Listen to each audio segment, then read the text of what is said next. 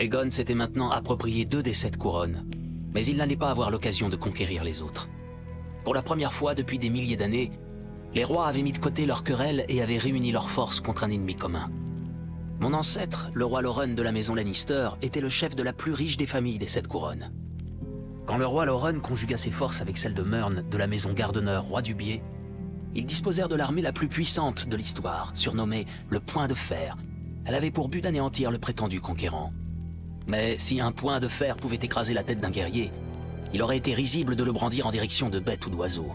Or, Aegon avait une créature qui était les deux à la fois. Ces rois n'avaient jamais vu et encore moins combattu un dragon. Ils s'affrontaient depuis des milliers d'années et la victoire revenait toujours à l'armée la plus nombreuse. Une armée 5 fois plus grande aurait certainement pu se mesurer à Aegon et son dragon. Mais ce dernier arriva avec 3 dragons. Les Lannister et les Gardeneurs pensaient néanmoins l'emporter. Le champ de bataille qu'ils choisirent était une grande plaine au sol dur sous un ciel dégagé, parfait pour des archers et une cavalerie lourde. Mais aucun des 2 rois ne se demanda pourquoi le sol était si ferme. Il n'avait pas plu depuis 2 semaines, les blés et l'herbe étaient desséchés. Parfait pour les dragons. Au premier abord, la victoire semblait être à la portée des rois. Quand le corps annonçant le début de la bataille retentit, leurs armées encerclèrent les flancs de celle d'Aegon et leur poing d'acier pénétra son centre avant que les dragons ne puissent intervenir. Mais quand Aegon et ses sœurs prirent leur envol, leurs dragons crachèrent le feu non sur les hommes, mais sur la plaine desséchée autour d'eux.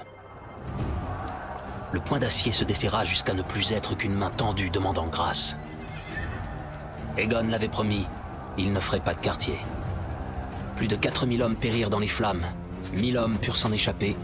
Des dizaines de mille rentrèrent chez eux, monstrueusement défigurés par les flammes. La maison Gardeneur ne s'en remit pas. Le champ de feu, comme les ménestrels l'appelleraient, avait emporté la lignée des Gardeneurs. La maison Tyrell lui succéda comme seigneur du Biais et gouverneur du Sud. Quand mon illustre ancêtre, le roi Loren, vit que la bataille était perdue, il s'enfuit à cheval à travers un rideau de flammes pour se mettre en sécurité, ou tout du moins, négocier une reddition honorable. Ce qu'il fit le jour suivant quand il déposa son épée et s'agenouilla devant Aegon. Celui-ci, fidèle à sa parole, l'épargna et confirma la maison Lannister comme seigneur de Castral Rock et gouverneur de l'Ouest. Pourquoi ne l'aurait-il pas fait? Un Lannister paie toujours ses dettes. Nous étions désormais redevables de nos vies à la couronne. Cela valait bien des siècles d'asservissement. De plus, Aegon avait pour marotte la collection d'épées et non celle des têtes coupées. Il ajouta l'épée de Loren à celle qu'avaient collectée ses hommes sur le champ de feu et les envoya à Fort Aegon.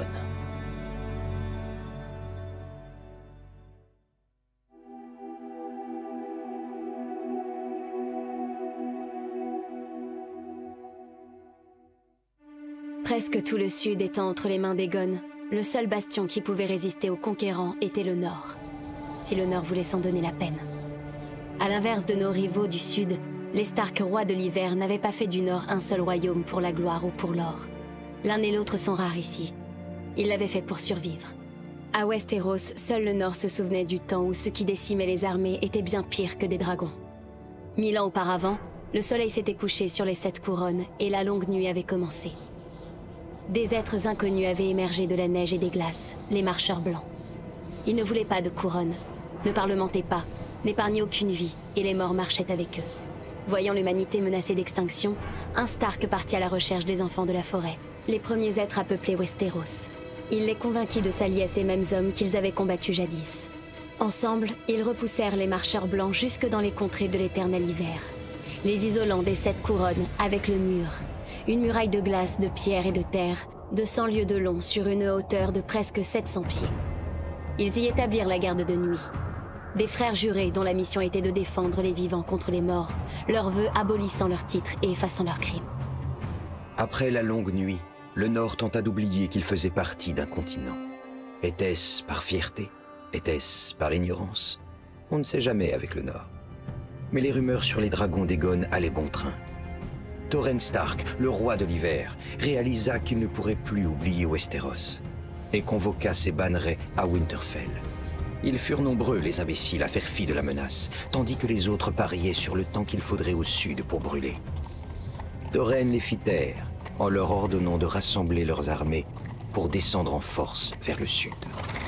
Tandis que sur le champ de feu brûlaient les rois du Roc et du Biais, la plus grande armée nordienne depuis la longue nuit entra au conflant en traversant le Neck. Mais lorsque le roi Tauren parvint jusqu'au Trident, il vit sur l'autre rive les forces alliées de tous les royaumes qu'avait conquis Aegon. Une fois et demie plus d'hommes qu'il n'en comptait lui-même. Et 3 dragons. Cette nuit-là, le roi Tauren réunit ses seigneurs et ses conseillers. Certains voulaient se battre, faisant confiance à la bravoure des Nordiens pour l'emporter, puis périr par le feu au Trident. Les plus sensés voulaient se replier à Moat Cailin, la forteresse qui avait résisté à toutes les invasions du Sud, et y périr par le feu. L'un des seigneurs, qui tenait sans doute peu à la vie, proposa d'attaquer le campement d'Aegon, profitant de l'obscurité et de tuer les dragons, ou au moins leurs maîtres, dans leur sommeil. Difficile d'imaginer quel sort il aurait connu. Aurait-il été brûlé vif, décapité, démembré? Les 3 peut-être. Mon ancêtre écouta leurs conseils, et le matin venu, traversa le Trident, portant un drapeau blanc. Le roi Tauren de la maison Stark déposa son antique couronne au pied d'Aegon et fut nommé seigneur de Winterfell et gouverneur du Nord. Et surnommé le roi qui s'agenouilla. Quel autre choix avait-il? Grâce à lui, nos soldats rentrèrent chez eux sains et saufs. Les épées que leur prit Aegon n'étaient ni tordues, ni fondues. Pour l'instant.